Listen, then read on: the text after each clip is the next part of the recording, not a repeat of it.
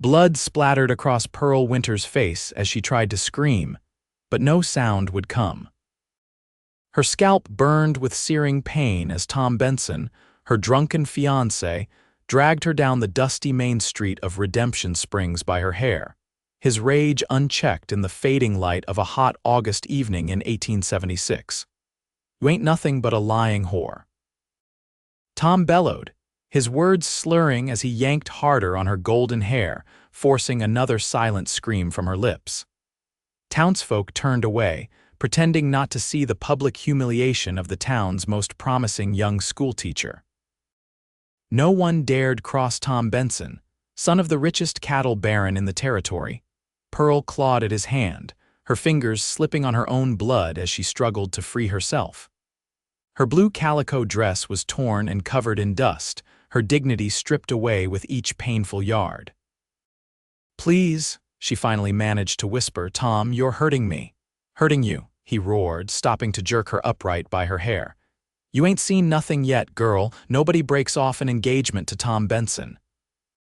From the shadows of the saloon stepped a tall figure, his spurs jingling softly with each deliberate step. The stranger's face was partially hidden beneath a well-worn Stetson, but his eyes burned with quiet fury as he approached. "That's enough," the man said, his voice low and steady like distant thunder. "Let the lady go." Tom sneered, his grip tightening on Pearl's hair. "Mind your own business, stranger. This here's between me and my woman." The tall cowboy removed his hat, revealing piercing blue eyes and a face weathered by sun and hardship. "Name's Finn Blackwood, and I just made it my business." He placed his hat over his heart in a gesture of respect toward Pearl. "Madam, are you in need of assistance?" Before Pearl could respond, Tom released her hair to reach for the pistol at his hip. In one fluid motion, Finn drew his own revolver and leveled it at Tom's chest. "I wouldn't," Finn advised calmly. "Not unless you're ready to meet your maker tonight." Pearl stumbled backward, clutching her bleeding scalp, unable to believe someone had finally intervened. For 2 years, Tom's temper had grown worse, his drinking heavier and his abuse more frequent. No one in Redemption Springs ever dared to stand against the Benson family. Tom's face contorted with rage, but even in his drunken state, he recognized the deadly precision in Finn's stance. The cowboy held his gun with the easy confidence of a man who knew how to use it and wouldn't hesitate to do so. "This ain't over," Tom spat, releasing Pearl's hair and backing away. "You just made the biggest mistake of your life, mister." "Not the first," Finn replied evenly, "and likely not the last." As Tom staggered away, shouting obscenities and threats, Finn holstered his weapon and turned his attention to Pearl, who was trembling and struggling to remain standing. "Madam, you're hurt," he said, his voice softening. "Let me help you." Pearl stared at him through tear-filled eyes, trying to understand why this stranger would risk his life for someone he didn't know. "Why?" she whispered. "Why would you do that?" Finn's weathered face softened. "Because where I come from, a man who lays his hands on a woman in anger isn't much of a man at all." He removed a clean handkerchief from his pocket and gently offered it to her. "May I know your name, Miss Pearl?" she replied, accepting the handkerchief with shaking hands. "Pearl Winters." "I teach at the schoolhouse, Miss Winters," Finn said with a respectful nod. "We should get you to a doctor. That cut on your scalp needs tending." As they moved toward Doc Miller's office, the townspeople began to emerge from their hiding places, watching with curious eyes as the mysterious cowboy escorted their battered schoolteacher down the street. "You don't know what you've done," Pearl said quietly. "Tom's father owns half this county." "They won't let this stand." Finn's expression remained calm, but his eyes scanned the surroundings with vigilant attention. "I reckon I've dealt with worse than some rich rancher and his spoiled son." He offered her his arm for support. "But right now my concern is getting you proper care." Pearl hesitated before taking his arm, acutely aware that this simple act would set tongues wagging throughout Redemption Springs. A proper lady didn't accept the assistance of a stranger so readily, especially one as rough-looking as Finn Blackwood. But as another wave of dizziness washed over her, propriety seemed far less important than the strength of his steady arm. "Thank you, Mr. Blackwood," she murmured as they made their way toward the doctor's house at the end of the street. "Finn," he corrected gently. "Just Finn will do fine." Doc Miller was a kind, elderly man who had treated Pearl since she was a child. His eyes widened with concern when he saw her condition. "Good Lord, child, what happened to you?" he exclaimed, ushering them inside his small surgery. "Tom Benson happened," Finn answered grimly. "Caught him dragging the lady down the street by her hair." The doctor's face fell. "Oh, Pearl, I warned you about that boy's temper." He gestured for her to sit on the examination table. "Let me see that scalp." As Doc Miller cleaned and stitched the wound, Pearl winced but remained stoically silent. Finn stood by the door, his hat in his hands, watching with an unreadable expression. "Are you passing through town, Mr. Blackwood?" Doc Miller asked, trying to distract Pearl from the pain of his ministrations. "I was," Finn replied, "but I might stay a while now." Pearl's eyes met his and something unspoken passed between them. She quickly looked away, afraid of the warmth spreading through her chest. She had just broken her engagement to one man. She couldn't possibly be feeling drawn to another so quickly, especially not a drifter who could vanish with tomorrow's dawn. "There," Doc Miller said, finishing the last stitch. "You'll have a headache for a few days, but the wound should heal cleanly." He handed her a small bottle. "Laudanum for the pain, use it sparingly." Pearl nodded gratefully, trying to rise from the table. Her legs buckled beneath her, and Finn was instantly at her side, his strong hands steadying her. "Where do you live, Miss Winters?" he asked. "I'll see you home safely." "The boarding house for single ladies just past the church," she replied, embarrassed by her weakness. "But I couldn't impose further. You've already risked enough on my behalf." Finn shook his head firmly. "It's no imposition." Besides, Tom Benson might still be out there looking to finish what he started. The thought sent a shiver down Pearl's spine. She knew Tom well enough to know he wouldn't let this humiliation stand. And with her head throbbing and her body weakened, she was in no condition to defend herself. "Thank you," she conceded. Mrs. Abernathy, the landlady, might not approve of a gentleman caller, but under the circumstances. Finn's mouth quirked in what might have been the ghost of a smile. "I've faced down rustlers and renegades, Miss Winters. I think I can handle one disapproving landlady." As they stepped back onto the street, the setting sun cast long shadows across the dusty road. Pearl was acutely aware of the curious stares following them, the whispers that would soon spread through town like wildfire. By morning, her reputation would be in tatters, not that it mattered much now. Tom would make sure of that regardless. "May I ask what you're doing in Redemption Springs?" Pearl asked as they walked slowly toward the boarding house. "We don't get many strangers passing through." Finn was silent for a moment, as if weighing how much to share. "I was tracking someone," he finally said. "A man who did something unforgivable. Trail led here." "You're a bounty hunter?" Pearl asked, unable to hide her surprise. "No, madam," he replied. "Just a man settling a debt." There was something in his tone that warned against further questions, a darkness that made Pearl shiver despite the warm evening air. Whatever had brought Finn Blackwood to Redemption Springs, it wasn't something pleasant. They reached the boarding house, a neat two-story building with a white picket fence and carefully tended roses. As expected, Mrs. Abernathy was waiting on the porch, her stern face set in disapproving lines. "Miss Winters," she exclaimed, rising from her rocking chair. "What in heaven's name has happened to you?" Her suspicious gaze shifted to Finn. "And who is this, gentleman?" "This is Mr. Blackwood, Mrs. Abernathy," Pearl explained wearily. "He saved me from Tom Benson's temper after I broke our engagement. Tom was." She faltered, embarrassment coloring her cheeks. "Tom was hurting me in the street and Mr. Blackwood intervened." Mrs. Abernathy's expression softened slightly. "I see." She studied Finn with shrewd eyes. "Well, Mr. Blackwood, I suppose thanks are in order. Though I must insist you take your leave now. This is a respectable establishment." Finn nodded respectfully.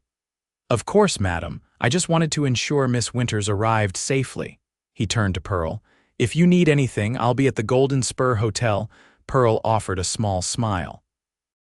"Thank you again, Mr. Blackwood. I'm in your debt." "No debt between us, Miss Winters," he replied softly. "Just glad I was there."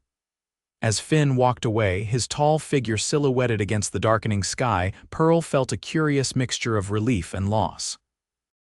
She had no reason to think she would see him again, yet somehow she knew their paths would cross once more in Redemption Springs. Little did she know how soon that would be, or how completely Finn Blackwood would change her life.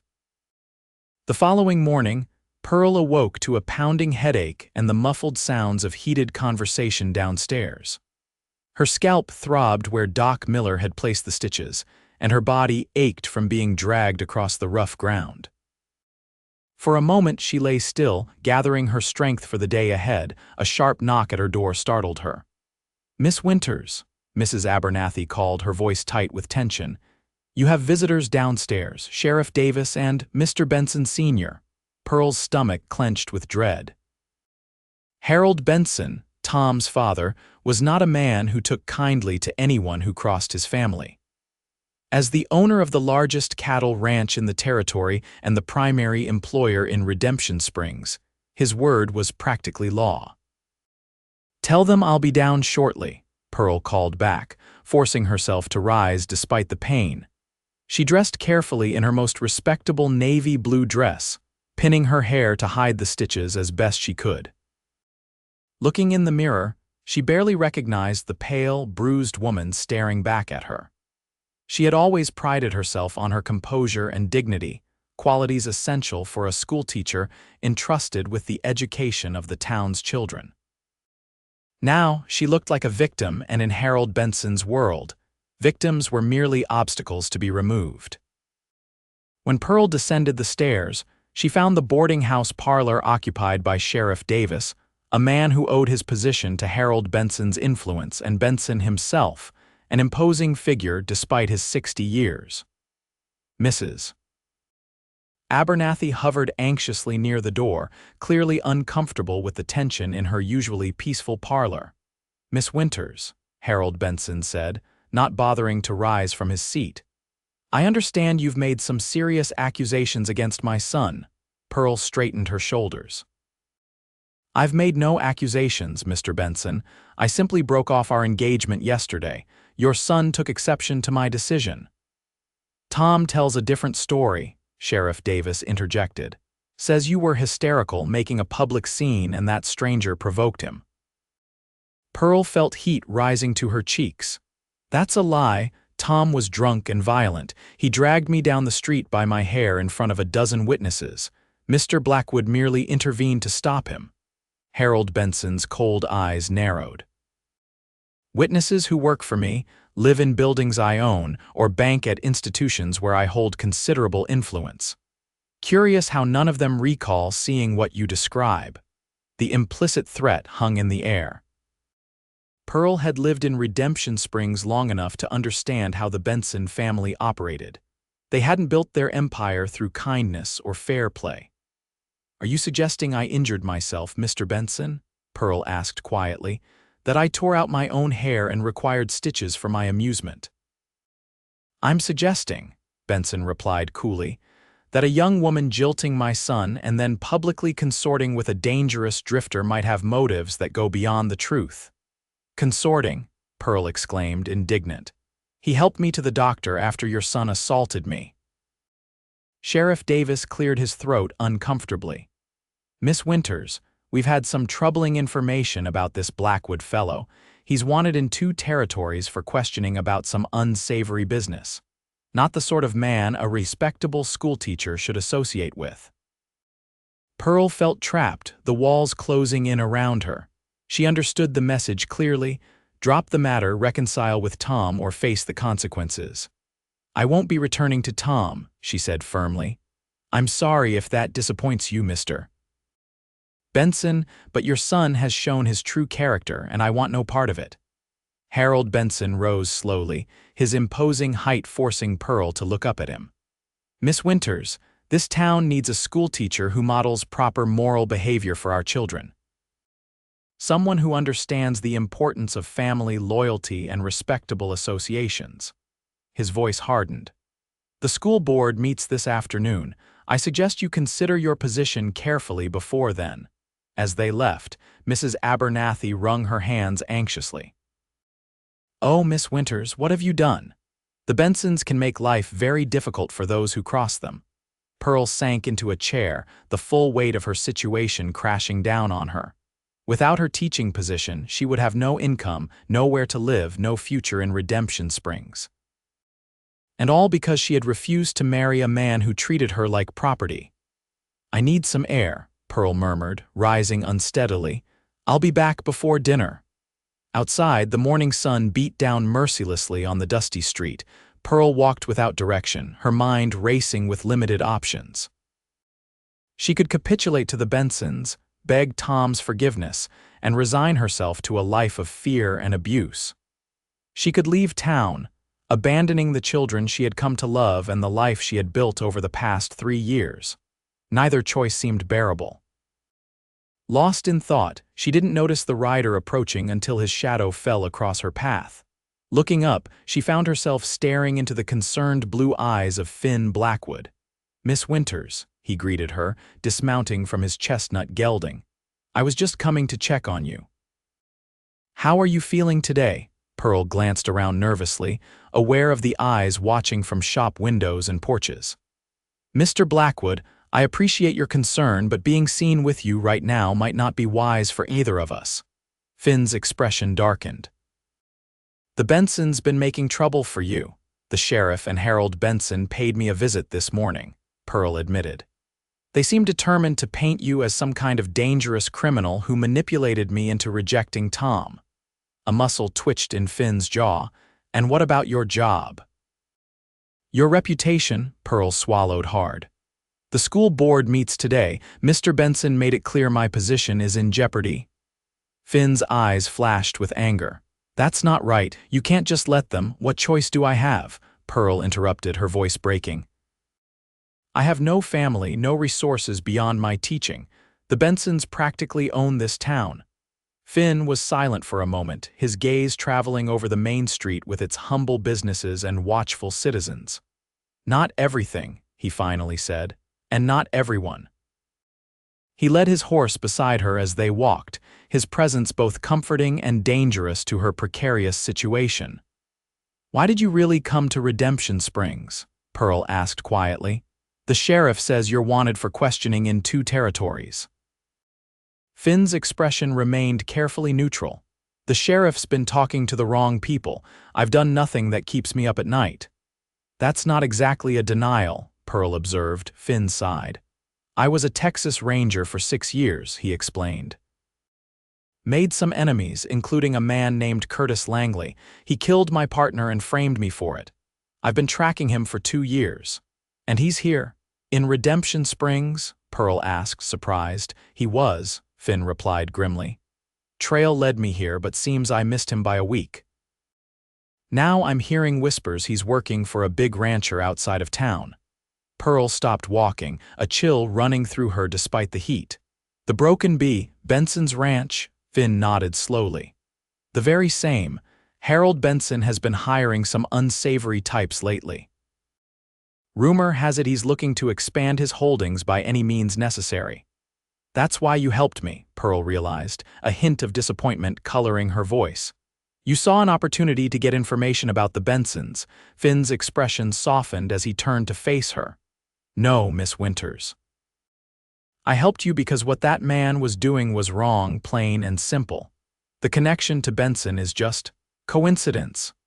Something in his eyes made Pearl believe him, though she knew she shouldn't. Men had lied to her before with much less at stake. "The school board meeting is at 3 o'clock, she said, changing the subject. "I should prepare what I'll say in my defense, though I doubt it will make much difference." "Don't give up just yet," Finn advised. "Sometimes help comes from unexpected places." As they reached the edge of town, Pearl turned back toward the boarding house. "Thank you for walking with me, Mr. Blackwood, despite the complications it may cause." Finn tipped his hat. "It was my pleasure, Miss Winters. And for what it's worth, I believe any school would be fortunate to have a teacher with your courage."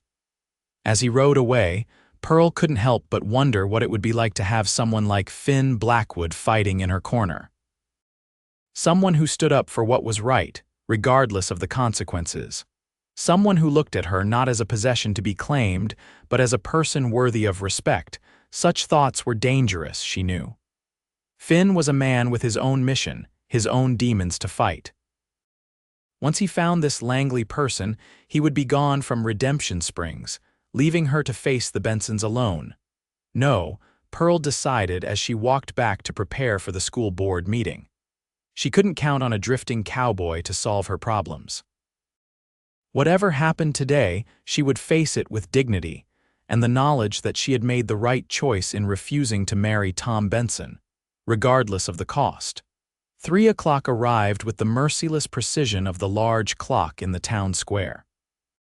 Pearl stood outside the small town hall, gathering her courage before entering to face the 5-member school board, 3 of whom owed their livelihoods to Harold Benson. The room fell silent as she entered, all eyes turning to assess her appearance. Pearl had dressed with deliberate care in her most conservative outfit, her hair arranged to hide the stitches. She carried herself with the dignity of a woman who had nothing to be ashamed of, though her heart pounded with anxiety. Harold Benson sat in the front row, his cold eyes following her as she took her seat at the small table facing the board. Tom was noticeably absent, probably nursing both a hangover and his wounded pride somewhere on the ranch. "Miss Winters," Reverend Williams, the head of the school board, began solemnly, "we've called this emergency meeting to address some concerns about recent events involving you and their potential impact on your position as Redemption Springs schoolteacher." Pearl nodded. "I understand, Reverend. I'm prepared to answer any questions truthfully. It has come to our attention," the Reverend continued, consulting a sheet of paper before him, "that you have broken your engagement to Mr. Thomas Benson in a manner that caused public scandal, and subsequently formed an inappropriate association with a man of questionable character who is wanted by the law in multiple territories." Before Pearl could respond, the door to the town hall swung open. All heads turned as Finn Blackwood strode in, followed by Doc Miller and, to Pearl's astonishment, Judge Harmon, the circuit judge whose territory included Redemption Springs. The judge was a formidable figure known for his strict adherence to the law, regardless of wealth or influence. "I believe," Judge Harmon announced in his booming voice, "that this hearing might benefit from additional testimony." Harold Benson rose to his feet. "This is a private school board matter, Your Honor. With all due respect, the court has no jurisdiction here." "I'm not here in my official capacity, Mr. Benson," Judge Harmon replied calmly. "I'm here as a citizen concerned about justice and the rule of law in this community." The judge turned to the school board.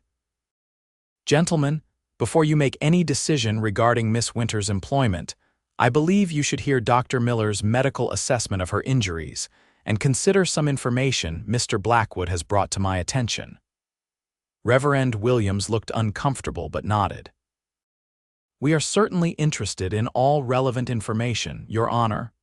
Doc Miller stepped forward, his kind face serious. "I treated Miss Winters yesterday evening for significant injuries consistent with being dragged by her hair. She required 7 stitches to close a wound on her scalp where hair had been torn out by the roots. She also suffered multiple contusions and abrasions consistent with being dragged across rough ground." The doctor's clinical description caused several board members to shift uncomfortably in their seats. One of the women in the audience gasped softly. "And in your professional opinion," Judge Harmon prompted, "could these injuries have been self-inflicted?" "Absolutely not," Doc Miller stated firmly. "The pattern and nature of the injuries are consistent only with the account Miss Winters and Mr. Blackwood provided that she was violently assaulted by dragging." The judge nodded, then gestured to Finn. "Mr. Blackwood, please share what you witnessed." Finn stepped forward, his posture straight and dignified despite the dust of the trail on his clothes. I arrived in Redemption Springs yesterday afternoon and witnessed Thomas Benson dragging Miss Winters down the main street by her hair. She was bleeding and in obvious distress, while Benson was visibly intoxicated and shouting obscenities. I intervened to stop the assault and escorted Miss Winters to receive medical attention. "And your character, Mr. Blackwood?" Harold Benson called out. "Sheriff Davis informs us you're wanted for questioning in several territories." Finn's expression remained calm as he removed a folded document from his vest pocket and handed it to Judge Harmon. "I believe this addresses those concerns." The judge unfolded the paper and read aloud. "This document certifies that Finnegan Blackwood served with honor as a Texas Ranger from 1868 to 1874 and is currently acting as a special investigator for the territorial governor in matters relating to land fraud and cattle rustling. All law enforcement officers are instructed to provide assistance as needed." A murmur ran through the room. Harold Benson's face darkened with anger. "Furthermore," Judge Harmon continued, "I have here sworn statements from 3 witnesses who observed yesterday's incident exactly as Miss Winters and Mr. Blackwood described it." He held up additional papers. "These citizens were initially afraid to come forward due to concerns about reprisals, but have now done so under my guarantee of protection." Pearl sat in stunned silence, unable to believe the turn of events. She glanced at Finn, who gave her a slight nod, his eyes conveying what he couldn't say aloud. "I told you help sometimes comes from unexpected places." Reverend Williams cleared his throat. "This certainly puts matters in a different light." "Miss Winters, do you wish to make any statement before the board deliberates?" Pearl rose, her legs steadier than she expected. "I have served this community faithfully for 3 years, teaching its children with dedication and care. I broke my engagement to Tom Benson because his increasing violence made me fear for my safety fears that were tragically validated by his public assault yesterday. I have done nothing to violate the moral clause in my teaching contract. I have merely refused to submit to abuse." Her clear voice carried through the suddenly silent room. Even Harold Benson seemed momentarily at a loss for words. "If you dismiss me for protecting myself," Pearl continued, "you send a message to every young girl in my classroom that her value lies only in her willingness to endure mistreatment for the sake of a man's pride. I don't believe that's the lesson any of you truly wish to teach." Reverend Williams conferred briefly with the other board members before addressing the room. "In light of the evidence presented, this board finds no cause to question Miss Winters' fitness as our schoolteacher. This meeting is adjourned." The tension in the room broke as people began to talk all at once. Harold Benson stormed out, pausing only to fix Finn with a look of pure hatred. "This isn't over, Blackwood, not by a long shot." As the crowd dispersed, Pearl found herself face to face with Finn, gratitude and confusion warring within her. "How did you manage all this in just a few hours?" Finn smiled, the expression transforming his weathered face. "Judge Harmon is an old friend from my ranger days. When I explained the situation, he was happy to help. As for the witnesses, sometimes people just need to know they won't stand alone against bullies." "Thank you," Pearl said softly. "You saved more than my job today." "You saved yourself, Miss Winters," Finn replied. "I just evened the odds a bit." As they stepped outside into the late afternoon sunshine, Pearl was acutely aware of the curious glances from townspeople. Her reputation might be intact professionally, but personally, being seen with Finn would still raise eyebrows. "Mr. Blackwood," she said hesitantly, "I'm enormously grateful for your help, but I'm concerned that my association with you might still be seen as improper." Finn considered this. "Would it help if we were seen in a more formal, chaperoned setting? Perhaps you might allow me to escort you to Sunday services this weekend." Pearl couldn't help but smile at his solution. "That would be entirely proper, Mr. Blackwood. I accept your invitation." "Good," he replied, his eyes warming. "And perhaps afterward, we might discuss what you know about the Benson ranch and the men Harold has been hiring. If Curtis Langley is working for him, I need to know." And just like that, Pearl was reminded that Finn Blackwood had his own mission in Redemption Springs, one that had nothing to do with a small-town schoolteacher and her troubles. The warmth in her chest cooled slightly as she nodded. "Of course. I'd be happy to share what I know." As Finn tipped his hat and turned to leave, Pearl couldn't help but wonder if she was merely trading one kind of trouble for another. Tom Benson's violence had been obvious and brutal, but the danger that surrounded Finn Blackwood was more subtle and potentially far more deadly, especially to a heart that had already begun to soften toward him.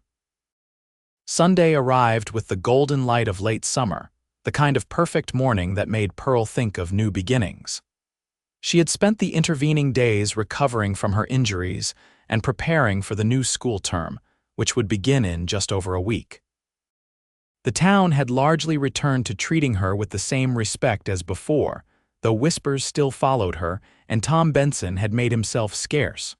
Pearl chose her best dress for church services, a modest creation in soft blue that complemented her eyes. Mrs. Abernathy had grudgingly accepted Finn as a proper escort after learning of his status as a former Texas Ranger, though she insisted on accompanying them as a chaperone. "A man with a gun can be just as dangerous as a man with a bottle," she had warned Pearl. "Sometimes more so, because the danger isn't as obvious until it's too late." Pearl understood the older woman's concerns, but something about Finn Blackwood made her feel safe rather than threatened.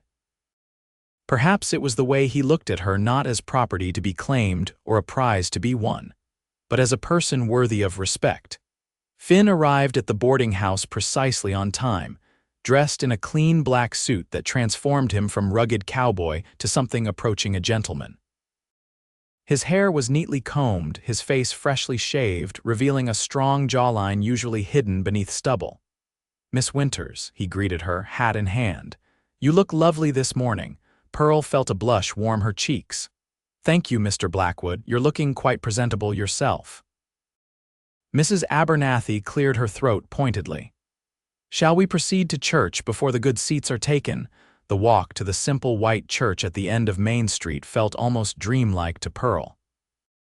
The townsfolk nodded respectfully, curiosity in their eyes as they observed the schoolteacher with her unusual escort. Pearl was acutely aware of Finn beside her, his tall frame making her feel delicate in comparison. The church was nearly full when they arrived, and Pearl felt rather than saw the ripple of interest as they entered. Harold Benson sat in his customary place of honor in the front pew, but Tom was again absent. Harold turned briefly, his cold eyes assessing Finn with obvious hostility before deliberately looking away. Reverend Williams preached about forgiveness and redemption, themes that resonated with Pearl as she contemplated the changes in her life over the past week. She had stood up to Tom's abuse, faced down the threat to her livelihood, and now sat in church beside a man who had risked himself to help her. Perhaps there was something to be said for the Reverend's message after all. After the service, as the congregation filed out into the churchyard for their usual Sunday socializing, Pearl found herself introduced to various community members as if they hadn't known her for years. "Miss Winters, such a lovely service, wasn't it, Mrs. Henderson?" the banker's wife said warmly. "And who is your gentleman friend?" "This is Mr. Finnegan Blackwood," Pearl replied. "Mr. Blackwood, Mrs. Henderson." "A pleasure, madam," Finn said, displaying unexpected social grace. The introductions continued, with the townspeople barely disguising their curiosity about the relationship between their schoolteacher and the mysterious former lawman. Pearl handled the subtle interrogations with practiced ease, neither confirming nor denying any romantic connection, while Finn's calm presence beside her provided silent support. Their peaceful Sunday was interrupted by the sudden arrival of a rider galloping down the main street, his horse lathered with sweat. The man pulled to a stop before the churchyard. "Fire!" he shouted. "The schoolhouse is burning!" Pearl's heart froze in her chest. The schoolhouse contained not only her classroom, but all her teaching materials, books, and personal belongings she kept there. Without thinking, she gathered her skirts and began running toward the other end of town, Finn close on her heels. By the time they reached the schoolhouse, the small wooden building was engulfed in flames. A bucket brigade had formed, but their efforts seemed futile against the roaring inferno. Pearl stood in horrified silence, watching as years of work and preparation turned to ash. Was anyone inside? Finn asked the nearest firefighter, a blacksmith named Johnson. "No, thank the Lord," the man replied, wiping sweat from his brow. Building was empty, being Sunday and all, but its strange fire started in at least 3 places at once, according to the first folks on the scene. Finn's expression darkened. "Arson," Pearl looked up at him, understanding dawning. "The Bensons," she whispered. "This is their retaliation." "Seems likely," Finn agreed grimly, "though proving it will be another matter." As they watched the schoolhouse burn, the townspeople began to gather. Mothers held their children close, fathers removed their hats in respect, and the older students looked on in dismay as their school year seemed to go up in smoke. "What will we do?" asked little Sally Peterson, one of Pearl's youngest pupils, tears streaming down her face. "Where will we learn our letters now?" Pearl knelt before the child, forcing a smile despite her own grief. "Don't you worry, Sally, we'll find a new place. Learning doesn't stop just because a building burns." "But what about the books?" another child asked. "And your maps and the globe?" Pearl swallowed hard. Those items had cost months of her salary, purchased a few at a time to enhance her students' education. "We'll get new ones," she promised, though she had no idea how. Finn stood silently beside her, his eyes scanning the crowd. Harold Benson had arrived to watch the spectacle, his expression carefully neutral, though Pearl thought she detected a hint of satisfaction in his cold gaze. "This changes things," Finn said quietly to Pearl. "Destroying property to intimidate you crosses a line. The Bensons need to be stopped before someone gets hurt." "Someone already has been hurt," Pearl replied, touching her healing scalp. "And now the children will suffer for my defiance." Finn's face softened as he looked down at her. "This isn't your fault, Pearl. Don't take that burden on yourself." It was the first time he had used her given name, and despite the circumstances, it sent a flutter through her chest. Before she could respond, Reverend Williams approached them, his face grave.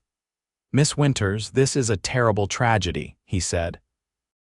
"But I want you to know that the church council has voted to offer the church basement as a temporary schoolroom until we can rebuild." Pearl felt tears well in her eyes at this unexpected kindness. "Thank you, Reverend, that's very generous." "Not at all," he replied. "Education is a sacred duty, second only to spiritual guidance. We cannot allow our children's futures to be sacrificed to malice." The Reverend's subtle acknowledgement that the fire was no accident surprised Pearl. Perhaps the town wasn't as firmly under the Bensons' thumb as she had believed. As the day wore on, and the fire finally died down, leaving only smoking ruins where the schoolhouse had stood, the community began to rally. Mothers promised to search their attics for old primers and readers. The general store owner offered to donate paper and pencils. Even the town's newspaper editor volunteered to print simple reading materials until proper books could be ordered. Amid this outpouring of support, Pearl noticed Finn in deep conversation with Judge Harmon and Sheriff Davis. The sheriff looked uncomfortable, shifting his weight from foot to foot as Judge Harmon spoke firmly to him. When the men parted ways, Finn returned to Pearl's side. "The judge has convinced the sheriff to open an investigation into the fire," he explained. "Though I doubt it will lead anywhere unless we can find solid evidence against the Bensons." Pearl asked. "This isn't your fight, Finn. You came here tracking this Langley person, not to get involved in my troubles with the Bensons." Finn's blue eyes held her steadily. "The two might be more connected than you think. And besides," he added, his voice softening, I find I'm not in any hurry to leave Redemption Springs just yet. Something in his gaze made Pearl's heart beat faster. She reminded herself that Finn was still essentially a stranger, a man with a dangerous past and a mission of his own. Getting attached to him would be foolish at best, heartbreaking at worst. "Mrs. Abernathy will be looking for me," she said, breaking the moment. "I should return to the boarding house." Finn nodded, understanding her retreat. "I'll walk you back." As they made their way through town, Pearl was struck by how quickly her life had changed. A week ago, she had been engaged to Tom Benson, preparing for another school year, her future seemingly secure if not entirely happy. Now her school lay in ashes. She had made an enemy of the most powerful family in the county, and she found herself drawn to a man who represented everything she had been taught to avoid: danger, uncertainty, and the promise of heartache when he inevitably moved on. Yet something had shifted within her. The woman who had silently endured Tom's increasingly controlling behavior, who had been prepared to marry him despite her misgivings because it was the sensible, secure choice, seemed like a stranger now. In her place stood someone who had discovered her own strength and wasn't willing to surrender it again, no matter the cost. "Penny for your thoughts?" Finn asked as they approached the boarding house. Pearl smiled. "I was just thinking how much can change in a week." "Change isn't always bad," Finn observed. "Sometimes it's just the beginning of something better." As they reached the boarding house steps, Pearl turned to face him. "Thank you for escorting me today and for your support with the schoolhouse. I don't know what I would have done without your help this past week." "You'd have managed," Finn replied with certainty. "You're stronger than you know, Pearl Winters." The way he said her name sent another flutter through her chest. This time, she didn't try to suppress it. "Will I see you tomorrow?" she asked, surprising herself with her boldness. Finn smiled, a genuine smile that transformed his face. "I need to ride out to do some investigating, but I'll be back by evening. Perhaps we could meet for supper at the hotel restaurant, with Mrs. Abernathy as chaperone, of course," he added with a touch of humor. "I'd like that," Pearl replied, returning his smile. As she watched him walk away, Pearl knew she was stepping onto a path from which there might be no easy return. But for the first time in years, the uncertainty ahead felt more like promise than peril. The next week passed in a whirlwind of activity as Pearl worked to prepare the church basement for the coming school term. The community's response to the fire had been heartening, with donations of books, supplies, and even furniture flowing in from unexpected sources. Even with these contributions, however, there was still much to be done before the children could resume their education. Finn had been true to his word about supper that Monday evening, arriving at the boarding house promptly at 6 o'clock with Mrs. Abernathy's reluctant blessing. The hotel restaurant was simple but respectable, and their conversation had flowed easily as Pearl learned more about Finn's background, and he listened with genuine interest to her stories of teaching in Redemption Springs. Over the following days, Finn had divided his time between helping Pearl with the makeshift schoolroom and making mysterious rides into the surrounding countryside. He offered few details about these excursions, but Pearl understood they were related to his search for Curtis Langley and whatever connection the man had to the Benson ranch. By Friday afternoon, Pearl was arranging desks in the church basement when she heard familiar footsteps on the stairs. Finn appeared in the doorway, his expression serious. "I need to talk to you," he said without preamble. "Somewhere private." Pearl's heart quickened at his tone. "What's happened?" Finn glanced around the empty basement. "Not here. The church walls have ears, and what I need to tell you shouldn't be overheard." Intrigued and a little alarmed, Pearl followed him outside. They walked in silence until they reached the small park at the edge of town, where a cluster of cottonwood trees provided shade and a measure of privacy. "I've confirmed that Curtis Langley is working for Harold Benson," Finn said once they were seated on a bench. "He's been hired along with a half-dozen other men with questionable backgrounds. They're not ordinary ranch hands." "What do you think they're planning?" Pearl asked. Finn's expression was grim. Harold Benson has been buying up land all around the valley, sometimes at prices well below market value. Those who won't sell have been experiencing misfortunes. Cattle disappearing, fences cut, water sources mysteriously drying up. Pearl frowned. You think he's forcing people out? I know he is, Finn replied. And Langley is his enforcer. The man I've been tracking for 2 years, the man who murdered my partner and framed me for it, is now working to terrorize small ranchers out of their livelihoods. Have you told Sheriff Davis? Finn snorted. Davis is in Benson's pocket. Even with Judge Harmon's support, he'd find a way to dismiss the evidence. No, I need something concrete, something that ties Langley directly to these acts and hopefully to the murder of my partner as well. Pearl considered this information carefully. What about the schoolhouse fire? Do you think Langley was responsible for that too? Almost certainly on Harold's orders, but again, proving it is another matter. Pearl was silent for a moment, absorbing the implications. What will you do now? Finn's blue eyes met hers steadily. I'm planning to ride out to the Broken Bee tomorrow night. There's a meeting happening in the bunkhouse. Langley and his men planning something big, according to my source. I need to know what they're up to. Alarm shot through Pearl. That's too dangerous. The Benson ranch is heavily guarded, and if they catch you, I know the risks, Finn interrupted gently. But this might be my only chance to gather the evidence I need. Pearl stood suddenly, pacing before the bench. There must be another way.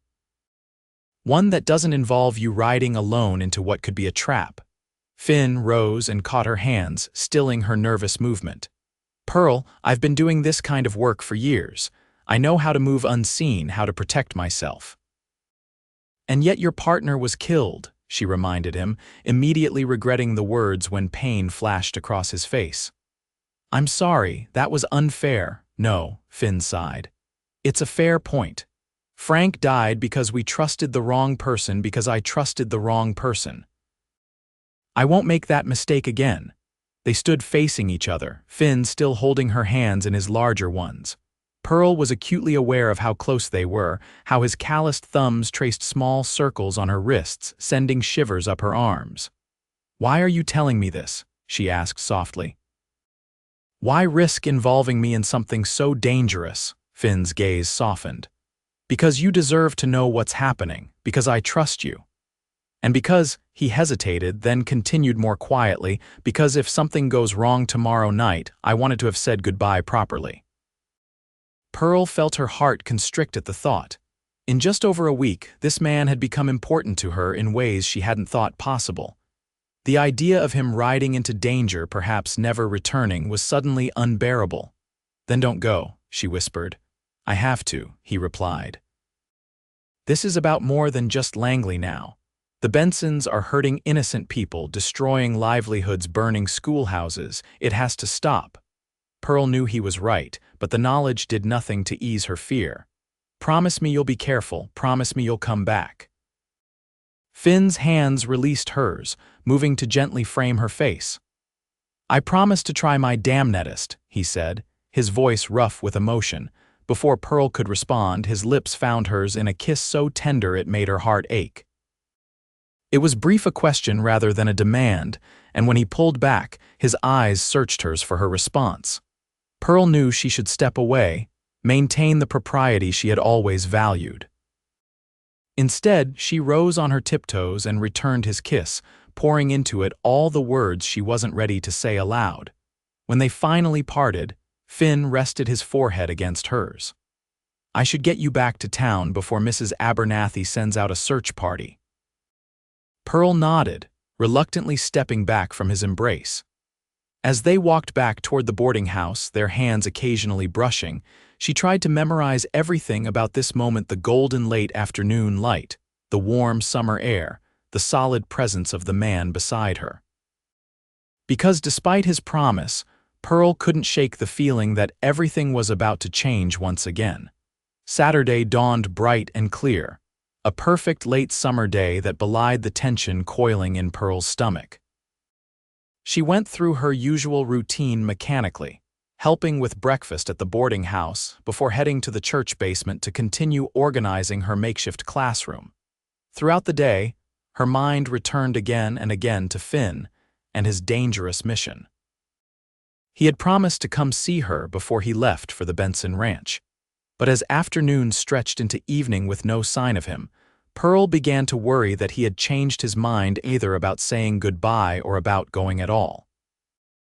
Just as dusk was falling, a knock at the boarding house door sent her heart racing. Pearl reached the entryway just as Mrs. Abernathy opened the door to reveal Finn, dressed in dark clothing with his gun belt prominently displayed. "Mr. Blackwood," Mrs. Abernathy greeted him coolly. "I assume you're here to see Miss Winters." "Yes, madam," Finn replied politely, "if it's not an inconvenience." Mrs. Abernathy sniffed disapprovingly but stepped aside. "You may use the parlor. I will be in the kitchen, which, as you know, adjoins that room. The door will remain open." As the landlady retreated, Pearl and Finn exchanged small smiles at her obvious chaperoning tactics. They moved into the parlor, where the fading light cast long shadows across the faded but clean furnishings. "You're really going through with this," Pearl said, noting his attire. Finn nodded. "I am, but I've taken some precautions. Judge Harmon knows where I'm going and why. If I don't return by morning, he'll send telegrams to some former colleagues of mine in the Rangers." The practicality of this arrangement did little to comfort Pearl. "When will you leave?" "Soon," Finn replied. "I need to reach the ranch after full dark, but before the men turn in for the night." An awkward silence fell between them, heavy with unspoken words and fears. Pearl twisted her hands in her skirt, searching for the right thing to say. "I wish," she began, then stopped, unsure how to continue. Finn stepped closer, taking her hands in his. "What do you wish, Pearl?" She looked up into his face, memorizing every line and plain. "I wish we had met differently, under simpler circumstances." A sad smile touched Finn's lips.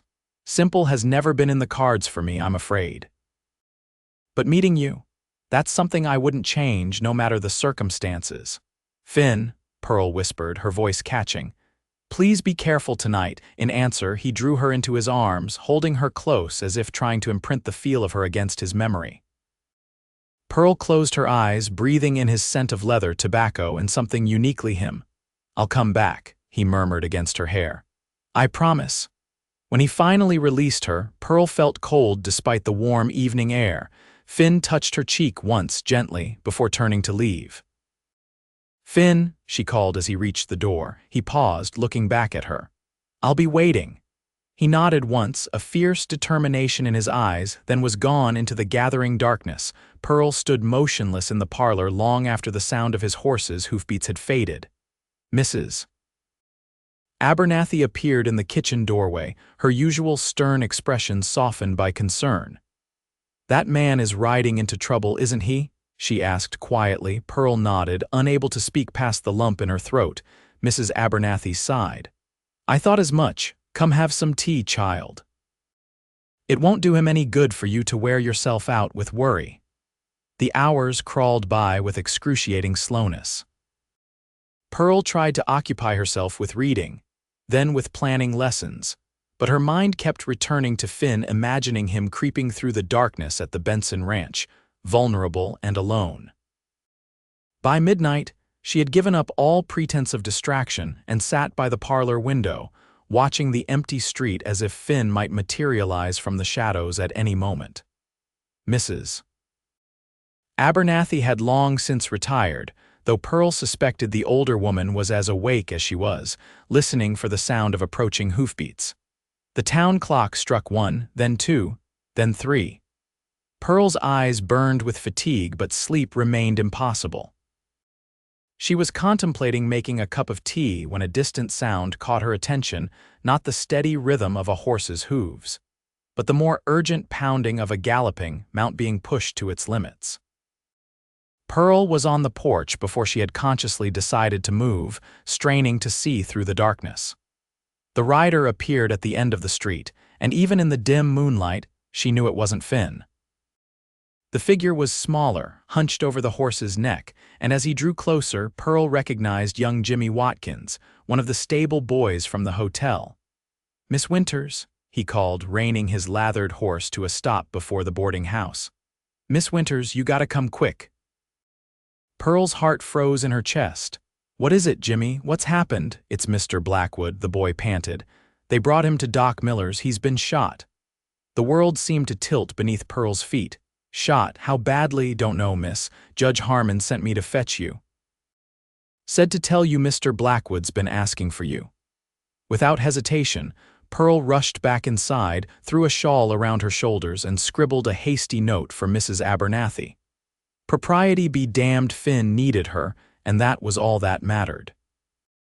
Jimmy helped her mount behind him on his tired horse, and they set off toward the doctor's house at the edge of town. The ride seemed to take forever, though it couldn't have been more than a few minutes. Doc Miller's house was ablaze with light, every lamp burning despite the late hour. Judge Harmon met Pearl at the door, his face grave. "How is he?" Pearl demanded, not bothering with greetings. "Alive," the judge replied. "But it was a close thing. Bullet took him in the shoulder, another grazed his side. He lost a lot of blood before he made it back to town." Pearl pushed past him toward the surgery at the back of the house. "I need to see him." The judge caught her arm gently. "Pearl, before you go in there, you should know he brought back evidence. Papers from Harold Benson's safe that detail everything the land grabs, the intimidation, orders for the schoolhouse fire, even a letter that implicates Langley in the murder of Finn's partner." "Did they catch Langley?" Pearl asked. The judge shook his head. "No. Finn said he was discovered by one of Benson's men. There was a firefight. Langley and the others fled, but not before Finn was hit. And the Bensons? Sheriff Davis has gone out to the ranch with a posse to bring in Harold and Tom," Judge Harmon explained. Even Davis couldn't ignore hard evidence like this. Pearl nodded, her focus already returning to Finn. "May I see him now?" The judge stepped aside and Pearl hurried to the surgery. Inside, Doc Miller was washing his hands in a basin while his wife tidied bloodied instruments. On the table lay Finn, his upper body wrapped in bandages, his face pale beneath his tan. "Pearl," he whispered when he saw her, trying to sit up despite his injuries. "Don't you dare move," she admonished, rushing to his side. "You promised to be careful, remember?" A weak smile touched his lips. "This is careful. You should see the other fellow." Pearl wanted to laugh and cry at the same time. Instead, she took his hand, careful not to disturb the bandages. "You frightened me half to death." "Sorry about that," Finn murmured. "Didn't go quite according to plan." Doc Miller approached, wiping his hands on a towel. "He needs rest now, Miss Winters. The bullets are out, and as long as infection doesn't set in, he should recover. But he's lost a lot of blood." "Can I stay with him?" Pearl asked, not caring how improper the request might seem. The doctor exchanged glances with his wife, who nodded almost imperceptibly. "I suppose that would be all right, given the circumstances. Mrs. Miller will be here as well, of course." Pearl settled into a chair beside Finn's bed, still holding his hand. "You're not getting rid of me that easily, Finnegan Blackwood." Finn's eyes were already drifting closed from exhaustion, and the laudanum Doc Miller had given him for pain. "Wouldn't dream of it," he murmured. As he slipped into sleep, Pearl finally allowed the tears she had been holding back to fall. They were tears of fear and relief mingled together, fear for how close she had come to losing him, and relief that despite everything, he had kept his promise to return to her.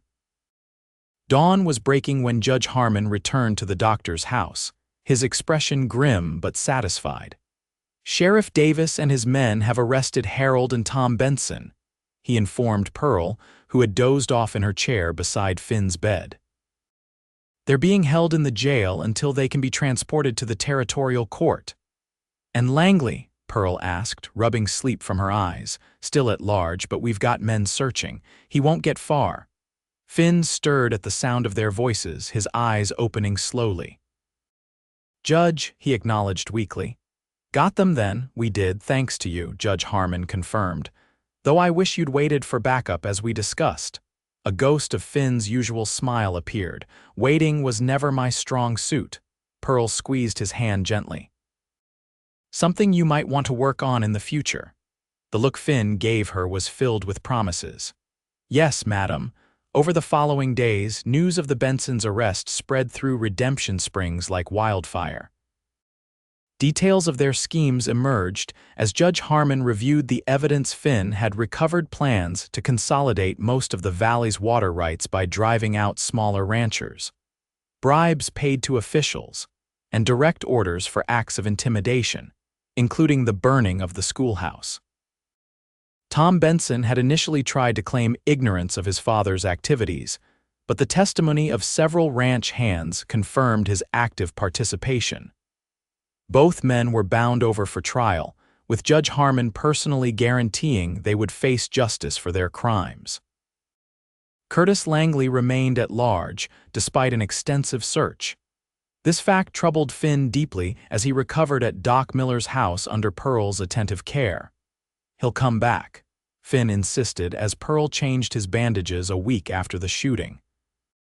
"Langley doesn't leave loose ends, and right now, I'm the loosest end of all." "You're in no condition to worry about that," Pearl replied firmly.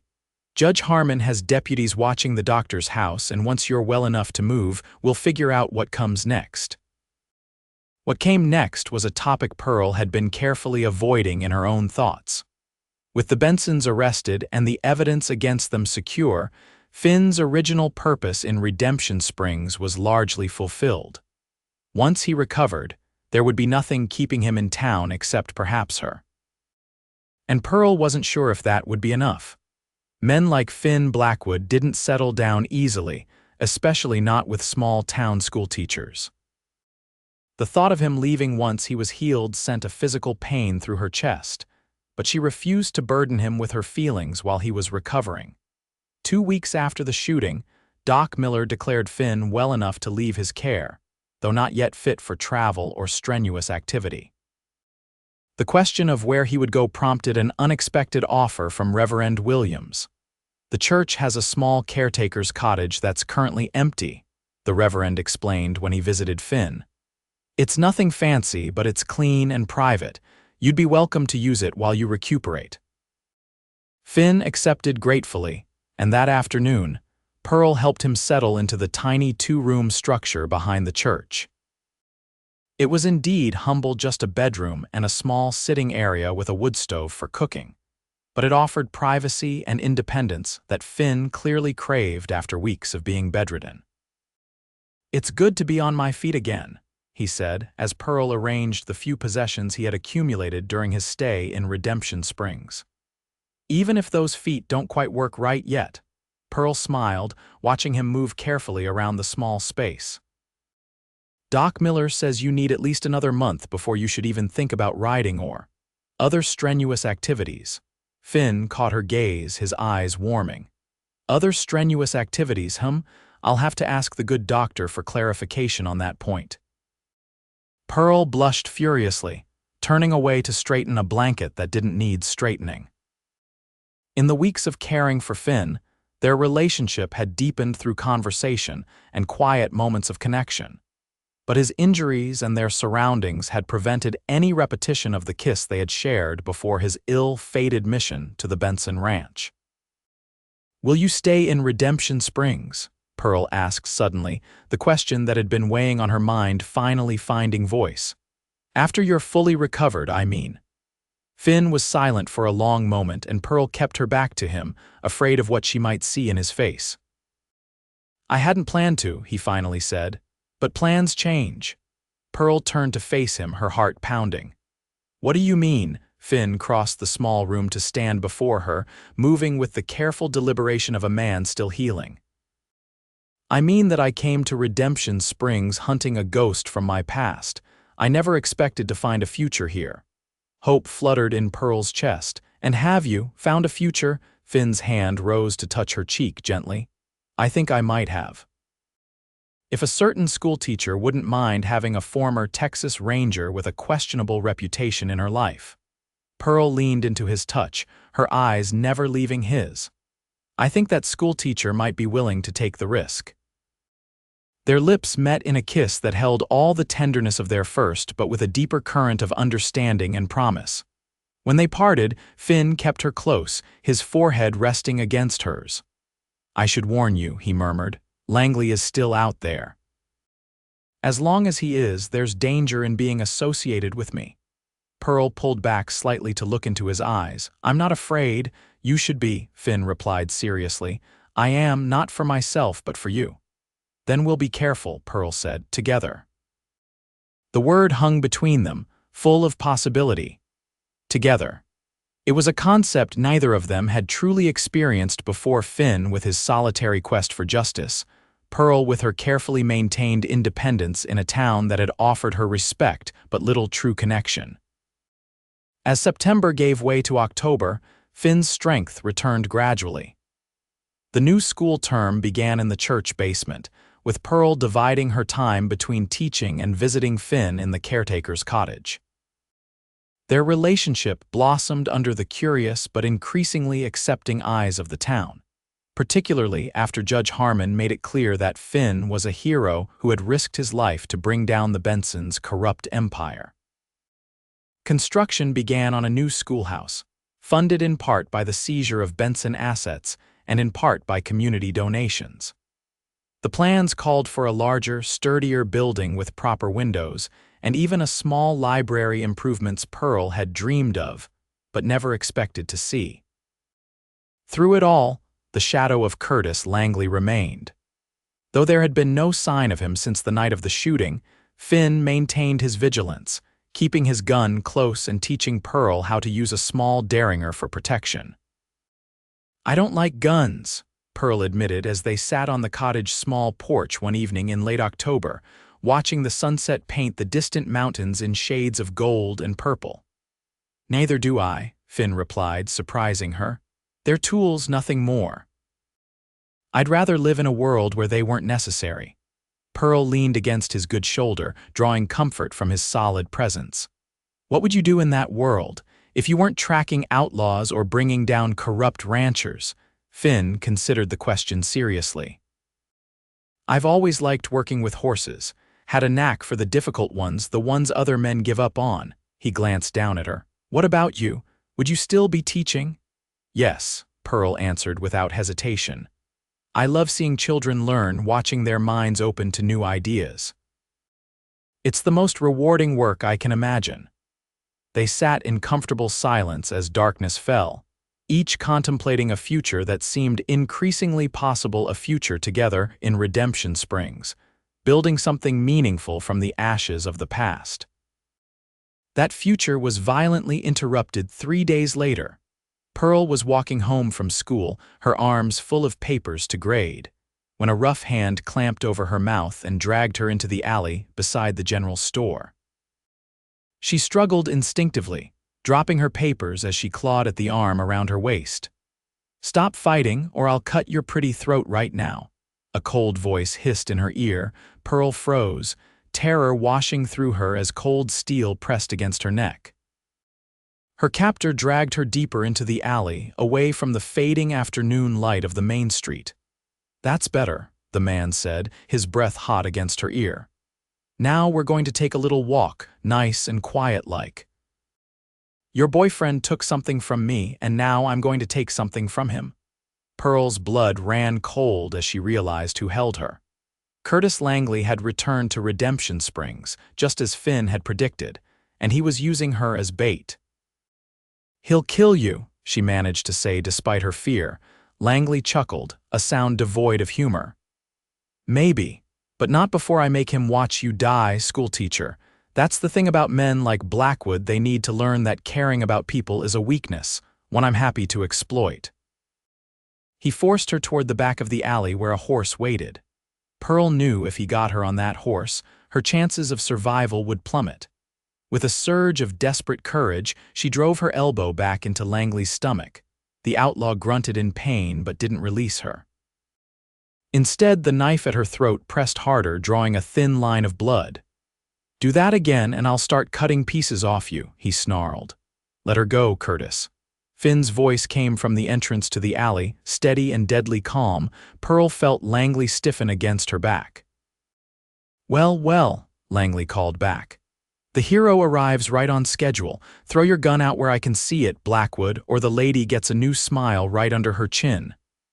You know I can't do that, Finn replied, his voice moving slightly as he shifted position. Let her go and we can settle this between us, like men, Langley laughed. That's rich coming from you. You've been hunting me for 2 years like a dog. There's nothing between us to settle except a bullet. Pearl's mind raced, seeking some way to help Finn. Langley was using her as a shield, making it impossible for Finn to get a clear shot. She needed to create an opening, but with the knife at her throat, any sudden movement could be fatal. I'm going to count to 3, Finn called. Then you're going to let her go, or what? Langley sneered. 1, Finn began. You're in no position to be making demands, Blackwood. 2. Pearl felt Langley's grip tighten, his body tensing for action. In that moment, she remembered the small derringer Finn had given her, tucked into the pocket of her skirt. If she could reach it without Langley noticing. 3. Several things happened simultaneously. A shot rang out from somewhere above them, the roof of the general store. Langley jerked in surprise, his knife hand moving slightly away from Pearl's throat. She seized the opportunity, wrenching herself downward and to the side while reaching for the derringer. Langley recovered quickly, lunging after her with the knife. Pearl rolled, bringing up the tiny gun and firing point-blank into his chest. The outlaw staggered backward, shock registering on his face before Finn's second shot took him in the head. For a moment, the alley was silent except for the ringing in Pearl's ears from the gunshots. Then Finn was beside her, gathering her into his arms, his hands frantically checking her for injuries. The blood, he said hoarsely, his fingers gentle on the shallow cut at her throat. Are you hurt anywhere else? Pearl shook her head, unable to speak as the reality of what had just happened washed over her. She had shot a man, she had taken a life. The derringer slipped from her fingers, clattering to the dirt. It's over, Finn murmured, holding her close. It's over now, you're safe. From the roof of the general store, Judge Harmon appeared with a rifle in his hands. Everyone all right down there? We're okay, Finn called back. Langley's dead. The judge nodded grimly. I'll get the sheriff. He disappeared from view. Pearl buried her face against Finn's chest, trembling with delayed shock. I killed him, she whispered. You defended yourself, Finn corrected gently. And you saved both our lives. If you hadn't created that distraction, Langley might have gotten both of us. Pearl knew he was right, but the knowledge did little to ease the sickness in her stomach. She had taught her students that violence was never the answer, that civilized people resolved conflicts through words and law. Yet when faced with a knife at her throat, she had taken a life without hesitation. Come on, Finn said, helping her to her feet. Let's get you home. As he led her past Langley's body, Pearl couldn't help but look at the man who had caused so much pain. In death, he seemed smaller somehow, less menacing, just a man who had chosen a path of violence and paid the ultimate price for it. Was it worth it? She asked quietly as they emerged onto the main street, where a crowd was beginning to gather at the sound of gunshots. All of this, the hunting, the killing, did it bring your partner back? Finn was silent for a long moment. No, he finally admitted. It didn't bring Frank back, but it might have saved others from Langley's kind of justice. He looked down at her, his eyes troubled. I'm sorry you got caught in the middle of it. If I had never come to Redemption Springs, then Tom Benson would still be dragging me down the street by my hair, Pearl interrupted. And the Bensons would still be terrorizing this town. She squeezed his hand. I'm not sorry you came, Finn. I'm just sorry about the cost. The aftermath of Langley's death was mercifully brief. Judge Harmon conducted an inquest and ruled the shooting a clear case of self-defense. Sheriff Davis, eager to demonstrate his newfound independence from Benson influence, handled the matter with surprising efficiency. For Pearl, the emotional aftermath was more complex. Nightmares haunted her sleep, replaying the moment when she pulled the trigger in increasingly distorted ways.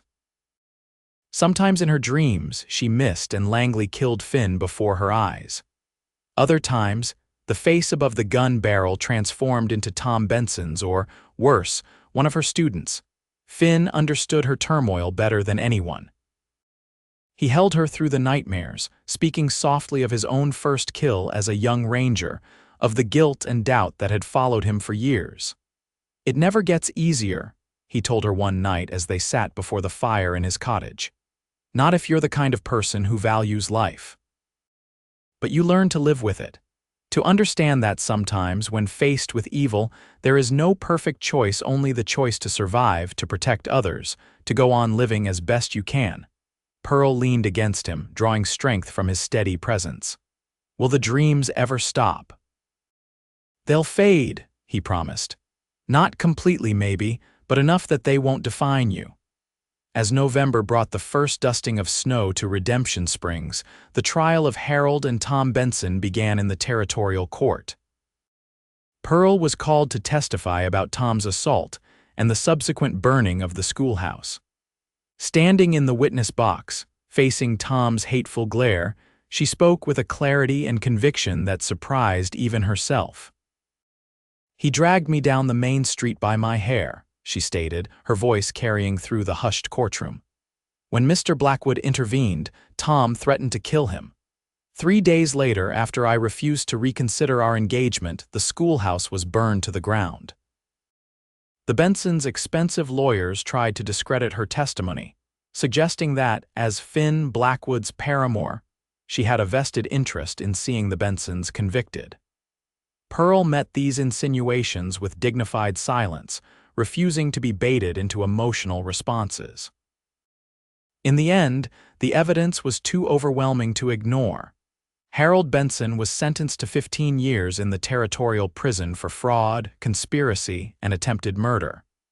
Tom received 8 years for assault, arson, and his role in his father's schemes.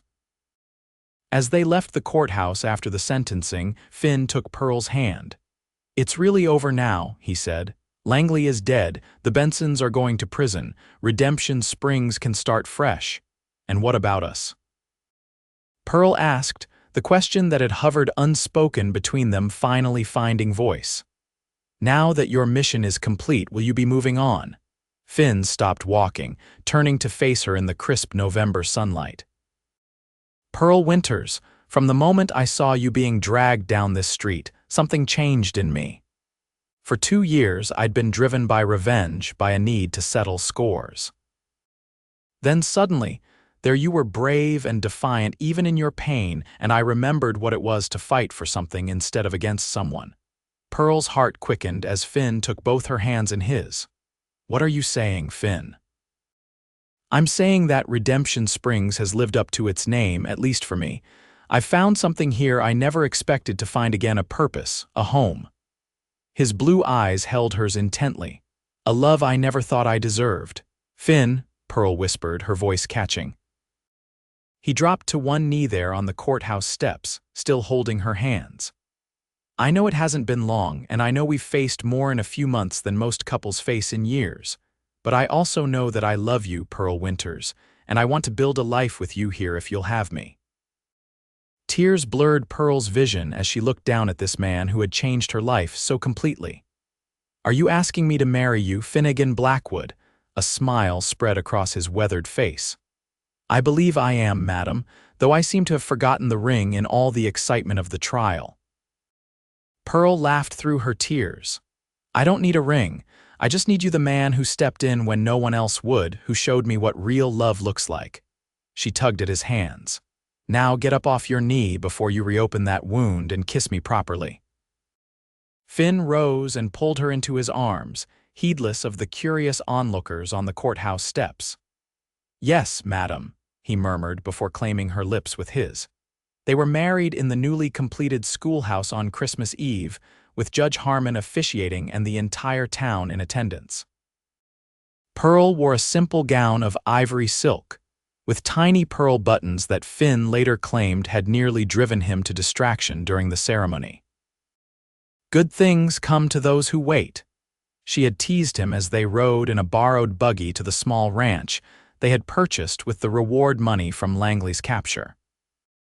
The ranch wasn't large, just 100 acres with a modest house and a sturdy barn, but it was enough for Finn to start breeding and training horses, specializing in the difficult cases other ranchers had given up on. It was close enough to town that Pearl could continue teaching, driving herself in each morning in the small buggy that had been the community's wedding gift to them. Their first Christmas morning as husband and wife, they stood on the porch of their new home, watching the sunrise paint the snow-covered landscape in shades of pink and gold. "Happy?" Finn asked, his arms around her waist as they shared a blanket against the cold. Pearl leaned back against his chest, feeling the steady beat of his heart. "Happier than I ever thought possible. Even with a reformed gunslinger for a husband," she turned in his arms to face him. "Especially with a reformed gunslinger for a husband. One who was brave enough to step in when he saw wrong being done, kind enough to help a stranger, and loving enough to show me what real partnership looks like." Finn's eyes crinkled at the corners as he smiled down at her. "That works out well, because I happen to be particularly fond of schoolteachers who aren't afraid to stand up to bullies, shoot outlaws when necessary, and take a chance on men with complicated pasts." As their lips met in a kiss warmed by love and promise, Pearl marveled at the journey that had brought them to this moment. From being dragged down the street by her hair to standing in the arms of a man who valued her strength as much as her softness, it had been a path neither of them could have predicted. Yet somehow, in the wild and unforgiving landscape of the West, they had found not just survival, but a love that would sustain them through whatever challenges lay ahead. A love born in violence but tempered by compassion. A love that had proven stronger than vengeance, more enduring than fear. A love that was, in the end, their true redemption. In the years that followed, Redemption Springs grew from a struggling frontier town dominated by the Benson family into a thriving community of independent ranchers, merchants, and families. The schoolhouse that had risen from the ashes of Tom Benson's vengeful fire became the heart of the town, with Pearl Blackwood guiding generations of children toward knowledge and compassion. Finn's horse ranch, which he named Second Chances, gained a reputation throughout the territory for transforming problematic horses into reliable mounts. His method of patience and firm kindness, rather than breaking a horse's spirit, reflected the change in the man himself from a vengeance-driven former lawman to a husband, and eventually a father who understood that true strength lay in gentleness. Their first child, a daughter they named Hope, arrived just over a year after their wedding, followed 2 years later by a son they called Franklin in honor of Finn's fallen partner. As their family grew, so did their sense of belonging in Redemption Springs, their roots deepening with each passing season. Pearl never forgot that moment when Finn had stepped from the shadows of the saloon, the first person in Redemption Springs brave enough to stand against Tom Benson's cruelty.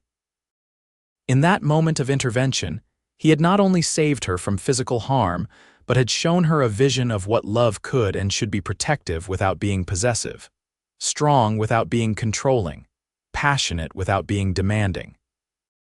And Finn never forgot the sight of Pearl standing tall in the courthouse, facing down the men who had tried to destroy her with a dignity that no amount of violence could diminish. In her quiet courage, he had found his own redemption from the path of vengeance that had nearly consumed him. Together, they built a life that honored both their strengths: his protective instincts tempered by her compassionate wisdom, her idealism grounded by his practical experience. They argued, they laughed, they loved with an intensity that sometimes startled them both. And through it all, they remained partners in the truest sense, facing each challenge side by side. On their 20th anniversary, as they sat on the porch of their expanded ranch house watching their children and the town's younger generation play an impromptu baseball game in the nearby meadow, Finn took Pearl's hand in his. "Do you ever wonder what would have happened if I hadn't been in town that day?" he asked quietly. "If I hadn't seen Tom dragging you down the street?" Pearl considered the question seriously. Sometimes. I might have found the courage to leave him eventually, or I might have given in and married him out of fear. Either way, I wouldn't have known what I was missing. She squeezed his hand. What about you? Do you ever regret staying in Redemption Springs instead of moving on after Langley? Finn's laugh was warm and genuine. Not for a single moment. Chasing Langley gave me purpose when I needed it, but it was an empty purpose, one that could never be truly fulfilled, even when I caught him. What I found here with you. He gestured toward their children, their home, the life they had built together. This is the kind of purpose a man can build a lifetime around. As the sun set over their little corner of the west, painting the sky in the same golden hues as on that fateful day when their paths first crossed, Pearl rested her head on her husband's shoulder. They had both been dragged by circumstances beyond their control, she literally down a dusty street, he through years of seeking vengeance for his partner's death. Yet somehow, in finding each other, they had also found their way to something neither had dared to hope for. A love that healed rather than hurt, that built rather than destroyed. A love that had begun in a moment of courage and grown into a lifetime of joy.